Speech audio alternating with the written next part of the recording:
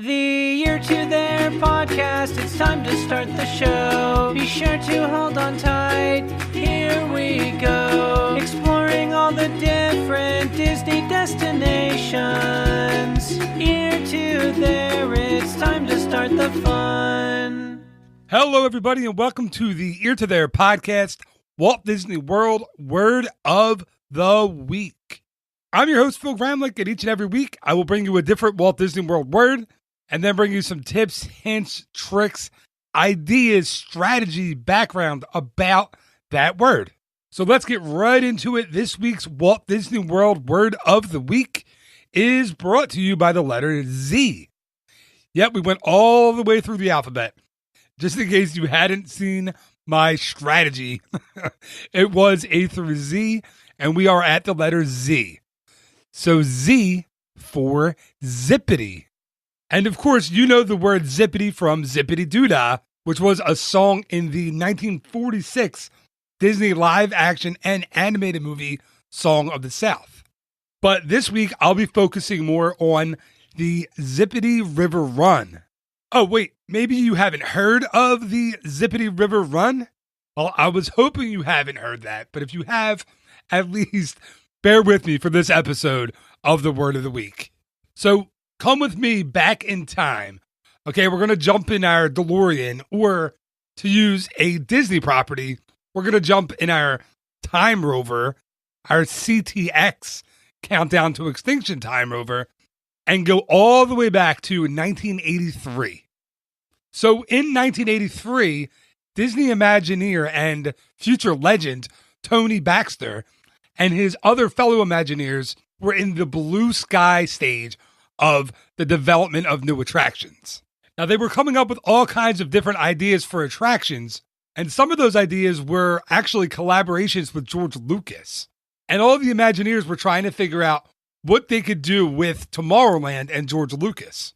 And the idea kept coming up that in order to build something with George Lucas in Tomorrowland, they would have to demolish the America Sings attraction, which was actually the former home of Walt Disney's Carousel of Progress.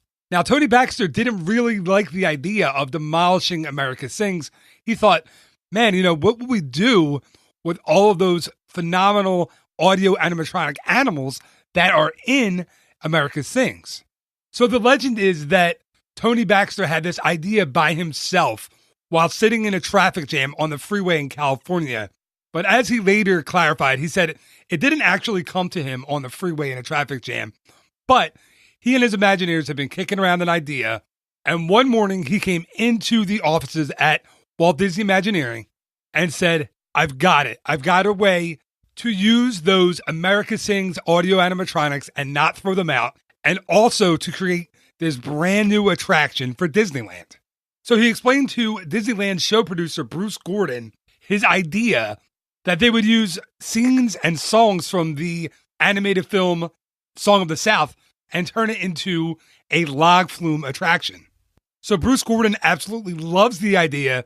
He gets together with John Stone, who was the project designer in Imagineering at the time, and they got a bunch of other Imagineers, and they set out to design the Zippity River Run. Now, what's really cool about this is Tony Baxter actually remembered a book that he had when he was 4 years old. And he remembered being completely inspired by this book. It was about a squirrel. And he remembered the illustrations just being beautiful and perfect. And he wanted to use that as the inspiration for some of the scenes on the new attraction. Now, the problem was, as he got older and moved out of his house, his parents had gotten rid of the book. They donated it to Goodwill, and no one could find this book. So they became kind of obsessed with finding this book, right? And Bruce Gordon finally found a copy of it, actually in the Library of Congress. And luckily for everybody who was involved in this crazy search for this book, the pictures were in fact beautiful, and they actually did serve as an inspiration for a lot of the show scenes on this brand new log flume attraction that they were working on. So Tony and Bruce and John get the go-ahead from their bosses to move forward with this attraction. And within 4 weeks from the first day that they started working on it, the scale model and all the storyboards were already finished for the Zippity River Run. I mean, that's really, really fast from the first concept to the completion of the storyboards and a model for an attraction. It kind of seems like these days there's a lot more red tape and a lot more steps to get a new attraction green lit. But back then, listen, it could happen in 4 weeks. So after the model and the storyboards were finished, fellow Imagineers started stopping by the office and just saying, man, this is going to be a hit. You guys have a monster here on your hands. The attraction not only had Song of the South characters like Brer Bear, Brer Rabbit, Brer Fox, all built into it, it also utilized over 100 of the animatronic characters from the former America Sings attraction. And even though everything kind of fell into place pretty quickly and the ride was ready to be built within just a few weeks, it didn't actually get the go-ahead to be built until 1986. See, back then, at the time, Imagineers were also working on a bunch of different projects, including Captain EO and Star Tours that would eventually go into Tomorrowland. So Tony and his team had to wait a while for the ground to actually be broken for the new Zippity River Run attraction. Now, I know at this point you're saying to yourself, why doesn't he just call it what it actually is named, right? There's no Zippity River Run in Disneyland or in Walt Disney World. It's called something else. And you're right, it is. It is called something else because back when this was still a concept and it was still a model and it was still a storyboard attraction, Michael Eisner loved the idea. He fell in love with it. And he decided, hey, guess what? This is a great way to cross-promote this new movie that we have coming out called Splash. Yes, that same movie with Tom Hanks and Daryl Hannah where Tom Hanks falls in love with a mermaid. So could you imagine what that meeting was like, right? There's Tony Baxter and his team sitting there showing Michael Eisner the model, and they're talking about all the great music and the big drop at the end. And Michael Eisner's like, whoa, wait, I have this great idea, guys. Let's call it Splash Mountain instead. And if you're, Tony Baxter and his team, you're like, well, he's the boss. All right, I guess it's Splash Mountain. Now, luckily, they didn't tie Splash Mountain into the movie Splash, but the name stuck. And on July 17th, 1989, Splash Mountain opened in Disneyland. And a little less than 3 years later, in October of 1992, Splash Mountain officially opened in Walt Disney World's Magic Kingdom. But the attractions in Disneyland and Walt Disney World are different. The paint schemes are different in order for them to fit in better with Critter Country in Disneyland and with Frontierland in the Magic Kingdom. And actually, the music is different in Disneyland and Walt Disney World as well.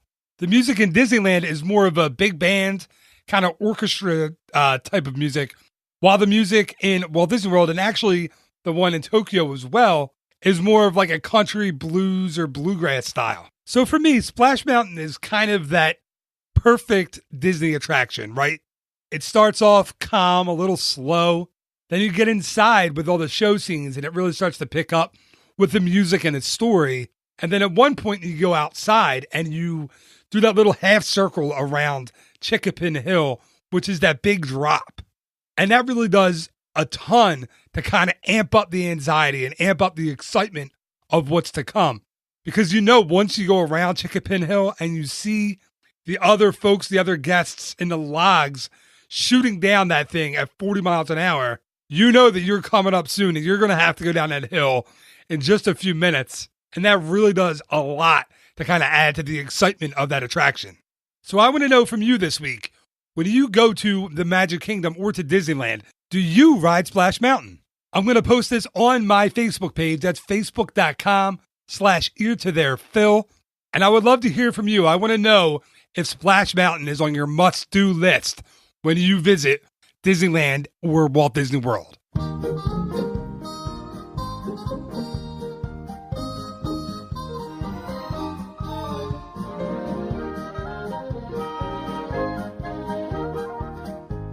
And that is going to do it for this week's Walt Disney World Word of the Week. As always, thank you so much for listening to this episode and for listening to any of the episodes that I put out there.